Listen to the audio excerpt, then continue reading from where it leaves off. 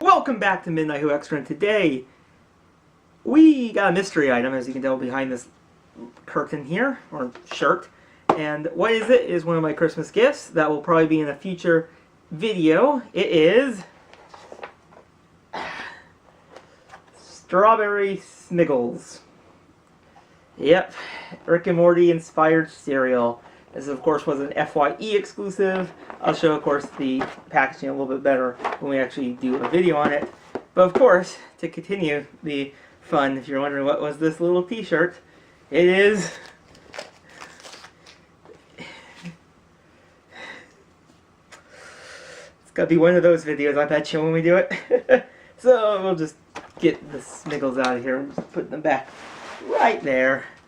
Oof, that'll be fun when we try it. But that is not the main purpose of the video. If you clicked on it, you're probably wondering what the heck is that doing in this. But we are actually talking about today William Hartnell's last adventure as the First Doctor, the 10th Planet, in a very condensed version of the classic review. In this one, I'm not going to go as in-depth into the episode, so there's not going to be as many spoilers, and it's just going to be very more my general thoughts on this episode. So a little bit different than our normal classic review, and of course, so we'll just put that right there. So this is also the last adventure as the First Doctor, as I mentioned, and this also introduces the concept of regeneration into the Doctor Who universe.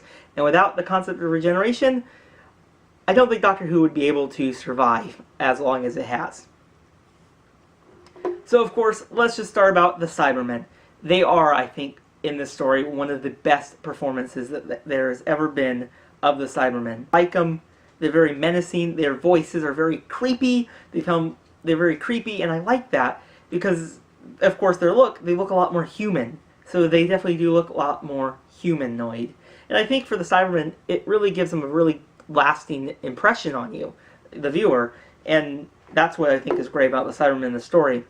Of course, they are from Mondos, which is the twin planet of Earth, which this polar base starts to notice as they're couple of their people in space, and of course they're gonna lead into some trouble. Just gonna give you there. So of course this story is really good. I actually really enjoyed watching this one.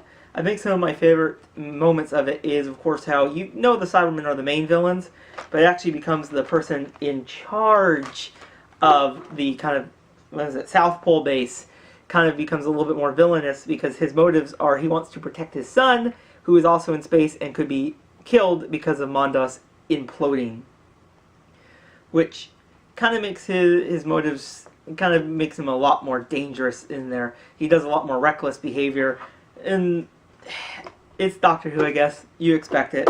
Someone's going to become reckless a little bit. So, of course, now, what do I think of this story as a regeneration story?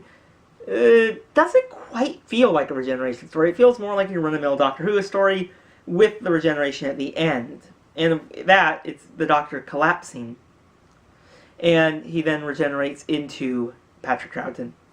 But of course, you can see throughout the episode as the Doctor is getting weaker and weaker.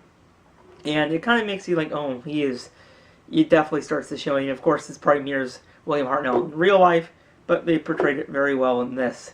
And he did definitely a good last story. The biggest thing I can tell you guys before you watch this is actually classified as a missing story.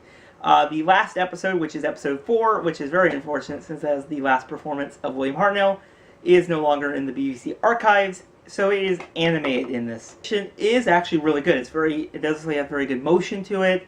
The likenesses are very good. The shading, the light, the dark is pretty good.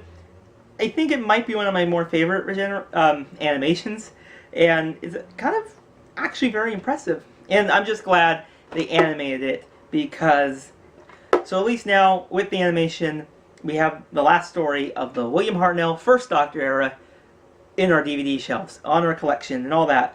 And yeah, I'm really happy they did. Much like over there, which is Power of the Daleks, animating that one, because that's, first. So, animation. I kind of do like it, even if sometimes it feels weird when you're going from live action to then all of a sudden animation.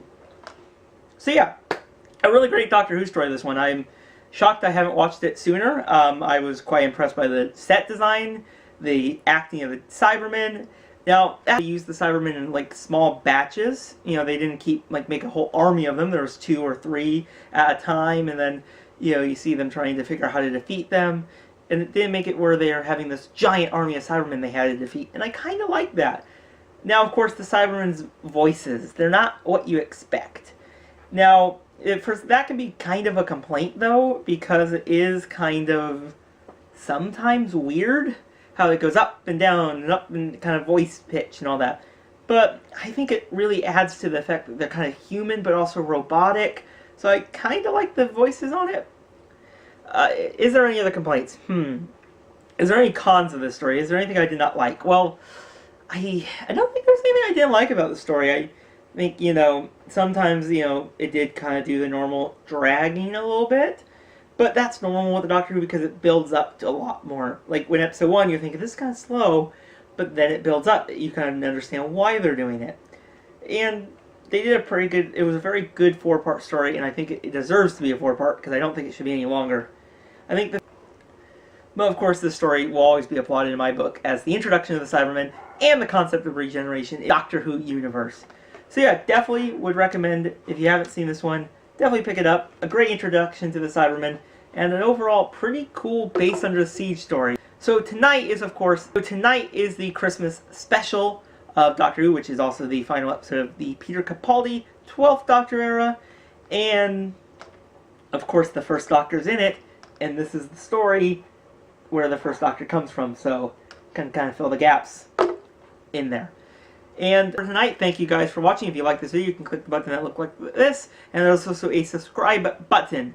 And of course, our final video of the year will be the review of the Christmas special, Twice Upon a Time, and that will be sometime this week.